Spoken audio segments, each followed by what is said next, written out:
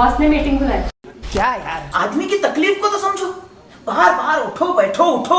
जनाब, तकलीफ उठने बैठने की नहीं, तकलीफ बवासीर की है। बवासीर, फिशर, भगंदर, पाइलोनियल साइंस का आयुर्वेद तथा आधुनिक लेजर से उपचार। अभ्युदय पाइल्स लेजर हॉस्पिटल, लोहार समाज भवन के पीछे, महापुष्प सोसाइटी, शताब्दी नगर चौक से मनीष नगर रोड, नागपुर। कॉल और विजिट करें www.pilesfistulacure.com। नमस्कार, हेलो डॉक्टर में आप सभी का स्वागत है और आज हमारे साथ स्टूडियो में हैं अभ्युदय पाइल्स लेजर हॉस्पिटल के डायरेक्टर डॉक्टर प्रवीण साहवे जी, जिनके साथ हम भगंदर, फिशर और बवासीर का लेजर सफल उपचार इस विषय पर हम जानकारी भी हासिल करेंगे और इनसे बातचीत करेंगे। सर, आपका बहुत स्वागत है इस कार्यक्रम में। और जैसे मैंने शुरुआत में ही कहा है कि बवासीर के लेज़र ट्रीटमेंट और इसके बारे में हम बात करने वाले हैं, तो सबसे पहले बवासीर के लक्षण क्या होते हैं और किस तरीके से ट्रीटमेंट किया जाता है, ये आपसे जानना चाहूँगा। बवासीर यानी जिसको पाइल्स बोला जाता है और आयुर्वेद में इस बीमारी को अर्श कहा जाता है। अरिवत प्राणान शुन्नाति हिनस्ति इति अर्शः, यानी आरी के समान या शत्रु के समान जिस व्याधि में पीड़ा होती है उसको अर्श या पाइल्स कहा जाता है। मोस्टली पाइल्स के जो मुख्य लक्षण है उसमें ब्लीडिंग होना सबसे पहला लक्षण होता है, ब्लीडिंग होना। जो ब्लीडिंग है वो जैसे आप कमोड पे बैठे हैं तो पूरा सीट जो है वो ब्लीडिंग से भर जाता है, इतना प्रोफ्यूज ब्लीडिंग रहता है, स्प्लैश ऑफ पैन ब्लीडिंग जिसको बोलते हैं। और मोस्ट ऑफ द पेशेंट में ये पेनलेस ब्लीडिंग होता है, दर्द नहीं होता है, तो जिसकी वजह से पाइल्स की स्टेजेस धीरे धीरे बढ़ते जाती है। पहले स्टेज में ब्लीडिंग होता है या खून जाता है। दूसरी स्टेज जो होती है जिसमें मस्से बाहर आते हैं मोशन करते समय और टॉयलेट करते समय और अपने आप अंदर चले जाते हैं। तीसरी जो स्टेज होती है उसमें मस्से बाहर आते हैं और हाथ से अंदर डालना पड़ता है। और चौथी जो स्टेज होती है जिसमें हमेशा के लिए परमानेंटली मस्से बाहर रहते हैं। इस स्टेज में बहुत ज़्यादा वेदना, दर्द होता है और ज़्यादा खून जाने से पेशेंट का हीमोग्लोबिन कम होता है, जिसमें पेशेंट का एनीमिया डेवलप हो जाता है, ब्लड चढ़ाने की आवश्यकता पड़ती है, बार बार पेशेंट को चक्कर आता है, स्वेलिंग या सूजन बढ़ती है। और ज़्यादा समय तक अगर पाइल्स की समस्या पेशेंट को रहती है तो उनको म्यूकस डिस्चार्ज यानी टॉयलेट जाते समय उनको चिकट स्त्राव होना, ये भी एक लक्षण पाया जाता है। तो बवासीर के जो लक्षण है उसके अनुसार उसकी जो स्टेजेस है उसके अनुसार ट्रीटमेंट प्लान होता है। जैसे पाइल्स की जो स्टेज है उसका निदान करने के लिए हमारे यहाँ पर हम एडवांस एंडोस्कोपी के माध्यम से उसकी जांच करते हैं। उसमें हमको पता चलता है कि आपको जो ब्लीडिंग हो रहा है वो पाइल्स का है, तो कौन सी स्टेज के पाइल्स आपको है और पाइल्स का साइज़ कितना बड़ा है, कितने छोटे हैं या कितने बड़े हैं, ये उसमें पता चल जाता है। और उसके अनुसार ट्रीटमेंट लाइन जो है वो हम लोग डिसाइड करते हैं। जैसे पहले स्टेज में अगर पाइल्स है तो इनिशियल स्टेज में किसी भी प्रकार के लेज़र या ऑपरेशन की आवश्यकता नहीं होती है। पहले स्टेज में सिर्फ हम खान पान में बदलाव करते हैं और कुछ आयुर्वेदिक मेडिसिन जिसको हम लोग देते हैं, तो जिसके पहली और अर्ली दूसरी स्टेज के जो मस्से हैं वो अपने आप ठीक हो जाते हैं। और सेकंड और थर्ड स्टेज के जो मस्से हैं इसमें लेज़र ट्रीटमेंट किया जाता है। और थर्ड और फोर्थ स्टेज के जो मस्से होते हैं इसमें हम लोग एडवांस बीम लेज़र ट्रीटमेंट करते हैं। जैसे आपने बताया ये बहुत ही पेनफुल ऐसी एक बीमारी है, हम कह सकते हैं ऐसा, क्योंकि इतना ब्लीड होना और इतना पेन ये असह्य ही होता है वैसे। बिल्कुल। लेकिन इसके कारण क्यों ये होते हैं पाइल्स, ऐसे कोई कारण आप बता सकते हैं कि मोस्टली हमारा जो ह्यूमन स्ट्रक्चर है, हम जो पृष्ठवंशी प्राणी हैं जिनको बैकबोन है, हमारा मोस्टली जो स्पाइन है वो इरेक्ट है, स्ट्रेट है जी। तो इसकी वजह से वहाँ की जो गुदमार्ग की जो वेसल्स है उस पर ज़्यादा प्रेशर या दबाव पड़ता है। इसकी वजह से आदमियों को पाइल्स होता है, किसी भी जानवर को पाइल्स नहीं होता है। इसमें सिर्फ अपवाद ये है वो है डॉग, यानी कुत्तों में पाइल्स पाया जाता है, इसलिए शायद आदमियों की तुलना कुत्तों से की जाती है जी। ये हमारा विनोद का पार्ट हुआ। पर मोस्टली हमारा जो ह्यूमन स्ट्रक्चर बना है पृष्ठवंशीय प्राणियों का, जो कि इरेक्ट स्पाइनल स्ट्रक्चर होने से वहाँ पर प्रेशर जो है गुदभाग के नलियों पे ज़्यादा आता है।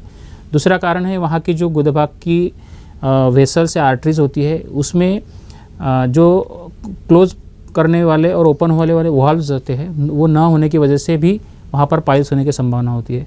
गर्भिणी स्त्रियों में अगर हम देखेंगे कारण पाइल्स होने के मोस्टली महिलाओं में, तो गर्भाशय का वज़न बढ़ना, इंक्रीज हार्मोन्स लेवल, ये सब कारण होते हैं। गर्भाशय का वज़न बढ़ने से वहाँ पर जो गुदभाग है वहाँ पर नसों में प्रेशर होने से वो फूल जाती है और पाइल्स जैसी समस्या होती है। और जो मेन कारण है इसका वो है अपना खान पान। आज हमारी जो लाइफस्टाइल हो गई है, weekend parties, late night parties, अभी न्यू ईयर आने वाला है, और इन सब कारणों की वजह से जो आउटसाइड फूड हम लोग खाते हैं, तीखा, मिर्च, मसालेदार, नॉनवेज, और देर रात तक जागना, ये सब कारण हमारे डाइजेस्टिव सिस्टम को हैम्पर करके कॉन्स्टिपेशन जैसी समस्याएं उत्पन्न करते हैं, और इसकी वजह से भी पाइल्स होता है। और महिलाओं में हमने कारण देखे हैं कि हार्मोन लेवल का बढ़ना, मोस्टली जिन महिलाओं को हाइपरथायराइडिज्म की बीमारी है, तो उन लोगों को कॉन्स्टिपेशन ज़्यादा होता है, मलबद्धता ज़्यादा होती है, और ऐसे पेशेंट्स को पाइल्स की समस्याएं ज़्यादा होती है। मतलब उनमें चांसेस ज़्यादा हैं इस तरीके से। और जैसा आपने कहा कि खान पान भी, तभी आजकल कहा जाता है कि जो सात्विक भोजन है वो ज़्यादा अपनाया जाए और मसालेदार और तेल वाला पूरा जो है वो उसको अवॉइड करना चाहिए। सर, अब एक चीज़ और जानना है कि जैसे फिशर की बात करते हैं हम, तो फिशर होता क्या है? फिशर यानी गुदा भाग में हार्ड स्टूल होने से या कॉन्स्टिपेशन होने से चीरा पड़ता है, उसको फिशर कहा जाता है। हमारे आयुर्वेद भाषा में उसको परिकर्तिका नाम से जाना जाता है, और फिशर इन एनो जिसको हम लोग बोलते हैं। इसके दो प्रकार होते हैं, एक होता है एक्यूट और दूसरा होता है क्रोनिक फिशर। एक्यूट यानी जो अभी 2-3 दिन से, 4 दिन से, 8 दिन से हुआ है, और क्रोनिक फिशर जो होता है वो कई सालों से चलता रहता है। इसमें एक बाहर आपको मस्से से टैग भी दिखाई देता है, इसको सेंटिनल पाइल्स हमारी भाषा में बोलता है, और ये कई सालों से चलते आने से वहाँ पर फाइब्रोसिस होकर यह एक्यूट फिशर क्रोनिक फिशर में कन्वर्ट हो जाता है। इसमें सबसे पहला लक्षण है कि बहुत असहनीय वेदना होती है। फिशर क्या है कि वहाँ पर चीरा होने से पेशेंट को जब भी टॉयलेट जाते हैं, मोशन जाते हैं, तो उनको बहुत ज़्यादा पेन होता है। उस कंपैरिजन में पाइल्स में पेन नहीं होता जितना पेन फिशर में होता है, और ब्लीडिंग ड्रॉप इसमें आता है, और हार्ड स्टूल होने से वहाँ पर बार बार इन्फेक्शन होने से पोस्ट फिशर फिस्टुला भी तैयार हो सकता है। यानी इन्फेक्शन होने से जो फिशर है वो फिस्टुला में कन्वर्ट होता है, या फिर वहाँ एब्सेस या फोड़ा भी बन सकता है। तो ये सब सिम्टम्स फिशर के होते हैं। पर अभी आपने जैसे बताया कि वो एक तरीके का कट होता है, पर फिर इसमें फिर आप लेज़र ट्रीटमेंट कैसे करते हैं? अर्ली अगर स्टेज है फिशर की तो किसी भी प्रकार के लेज़र की आवश्यकता नहीं पड़ती है। सिर्फ लाइफस्टाइल मॉडिफिकेशन, कुनकुने पानी में, गर्म पानी में बैठ के सिकाई करना, या हमारे सेंटर में हमने इनिशियल फिशर की स्टेज के लिए एक एडवांस मशीन लाया है जिससे हम लोग सिकाई करते हैं। एक 10 मिनट का सेशन रहता है, उसके लिए पेशेंट ओपीडी बेस में आता है और वो ट्रीटमेंट करके जा सकता है, जिसमें कोई ऑपरेशन की आवश्यकता नहीं रहती है। एक विशिष्ट प्रकार के किरणों के माध्यम से वहाँ पर सिकाई की जाती है, और जिससे वो फिशर हील हो जाता है। वहाँ का मांस का जो मसल्स का जो स्पाज़म है, वो जो मेन कारण होता है फिशर का, तो वो स्पाज़म भी ठीक हो जाता है। इसकी वजह से नेचुरली जो स्फिंक्टरोलाइसिस है वो वहाँ के मसल्स का हो जाता है। और अगर लेज़र करने की बात आती है, जो पेशेंट क्लिनिकल पेशेंट जो नॉन मेडिसिन लेने के बाद भी अगर ठीक नहीं हो रहा है, तो ऐसे पेशेंट्स में हम लोग लेज़र ट्रीटमेंट करते हैं, जिसमें एक 1 डे केयर प्रोसीजर रहती है। वहाँ के जो इंटरनल स्फिंक्टर होता है उसको लेज़र के माध्यम से स्फिंक्टरोलाइसिस नाम की एक प्रोसीजर की जाती है। इसमें कोई बड़ा चीरा नहीं रहता है, या कोई घाव नहीं रहता है, या कोई टाँके की भी आवश्यकता नहीं रहती है, और इसके माध्यम से वहाँ का स्फिंक्टर मसल का जो टोन है वो रिलीज़ किया जाता है, स्पाज़म कम किया जाता है, और लेज़र स्फिंक्टरोलाइसिस नाम से इस प्रोसीजर को जाना जाता है। और ये काफ़ी कॉस्मेटिक प्रोसीजर है और पेनलेस प्रोसीजर है। हाँ, मैं वही पूछने वाली थी आपसे कि इसमें पेन भी शायद कम होता होगा। बिल्कुल पेनलेस है, उसमें टाका नहीं है, कुछ है नहीं, तो उस हिसाब से लेज़र के से हम अगर ट्रीटमेंट करते हैं फिशर का, तो वो पेनलेस होता है। पेशेंट अपने 1 से 2 दिन में अपना रूटीन जॉब पे जा सकते हैं।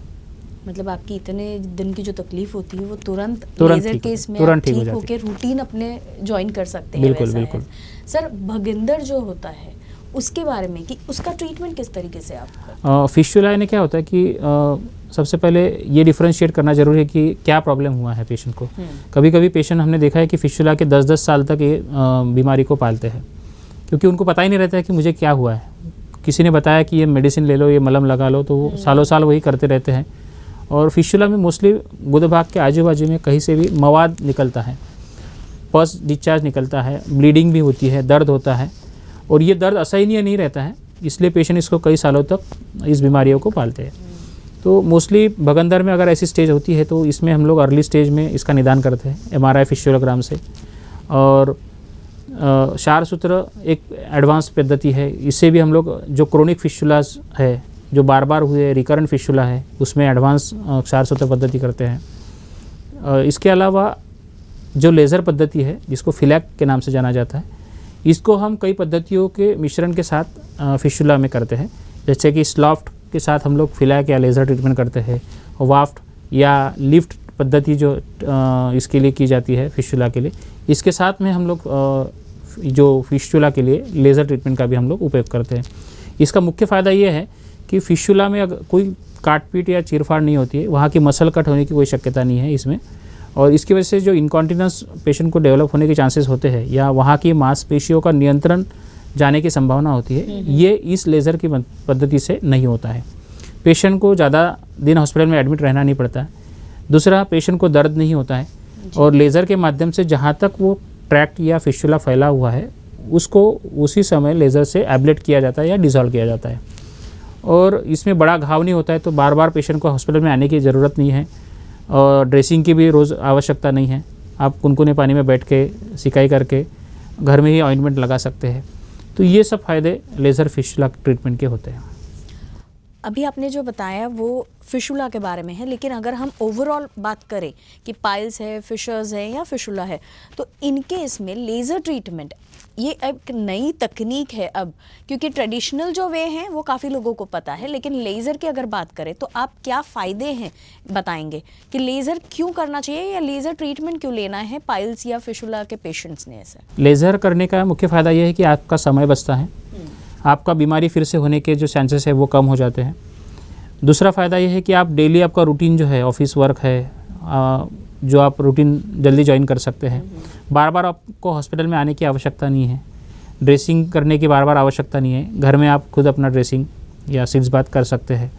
और मुख्यतः ये फ़ायदा ये है कि ये आपको जो बीमारी हुई है उसमें मिनिमम इन्वेजिव प्रोसीजर, यानी कम ईजा या कम इंजरी उस पार्ट को होते हुए आपकी बीमारी ठीक हो जाती है। तो लेज़र चिकित्सा के ये फ़ायदे हैं कि इसमें आपको लॉन्ग टर्म, पहले जो सर्जरी होती थी पाइल्स की उसके लिए 1-1 घंटा लगता था, अभी जो पाइल्स की सर्जरी है हम हार्डली 7 से 8 मिनट या 10 मिनट लगते हैं। तो ये समय बचा है, तो इससे एनेस्थीसिया का जो डोज पेशेंट को ज़्यादा लगता था मात्रा, वो अभी कम हो गया है। और पेशेंट की डे केयर सेटअप में, यानी पेशेंट सुबह आते हैं और शाम को डिस्चार्ज होकर पेशेंट घर जा सकते हैं, या एक दिन एडमिट रह के दूसरे दिन अपने काम पे जा सकते हैं। तो इससे पेशेंट का समय भी बचा, पैसा भी बचा, और जो बीमारी बार बार होने वाली थी उसमें रिकरेंस के चांसेस भी कम हो गए, यानी तकलीफ भी कम हो जाती बिल्कुल है। बिल्कुल, और बहुत ही कम समय में, क्योंकि आप जैसे बता रहे हैं तो सुबह अगर आप हॉस्पिटलाइज हो रहे हैं तो शाम तक के आप घर जा सकते हैं, और विद इन 2 दिन या 2 डेज में आप अपना रूटीन भी ज्वाइन कर सकते हैं। बहुत ही बढ़िया।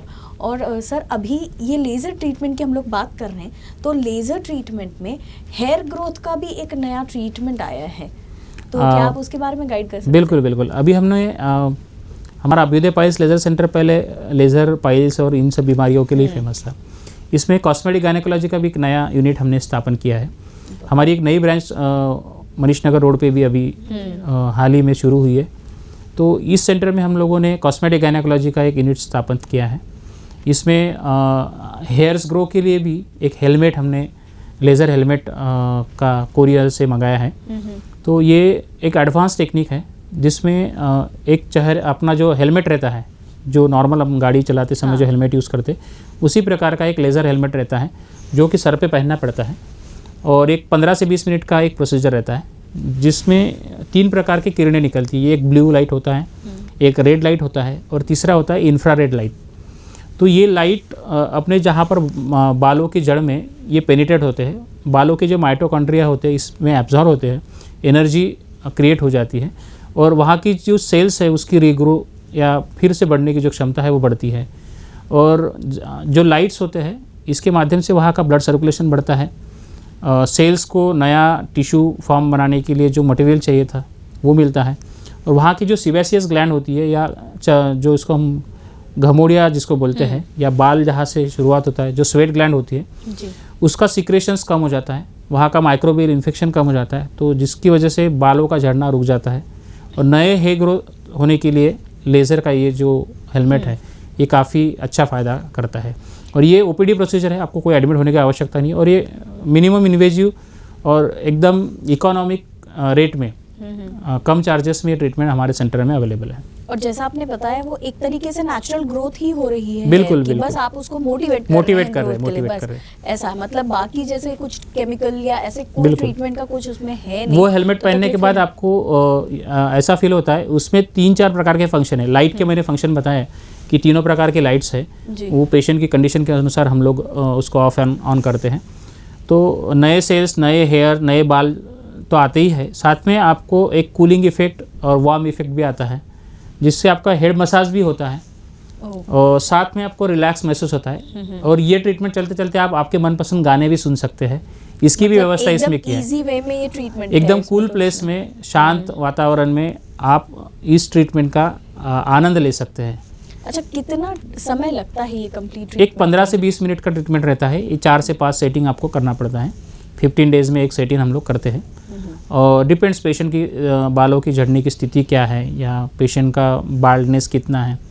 और इसके साथ में हम लोग कुछ लीच थेरेपी का भी एप्लीकेशन करते हैं, जो नए बाल उगाने में और बालों की जिनकी भी समस्या है उसमें काफ़ी फ़ायदा करती है। जी, तो सर इसके लिए कोई एज ग्रुप लिमिट है कि मतलब किस एज ग्रुप के लोग कोई भी एज के पेशेंट्स कर सकते हैं, क्योंकि बच्चों से लेके बूढ़ों तक ये हेयर ग्रो हेलमेट का फ़ायदा ले सकते हैं। ये तो बहुत अच्छी बात आपने बताई कि मतलब दोनों चीज़ें, जैसे बालों का भी, अगर हेयर ग्रोथ की भी बात करें या पाइल्स या फिशर्स का भी है, कि पेनलेस है और समय की भी बचत है इसमें।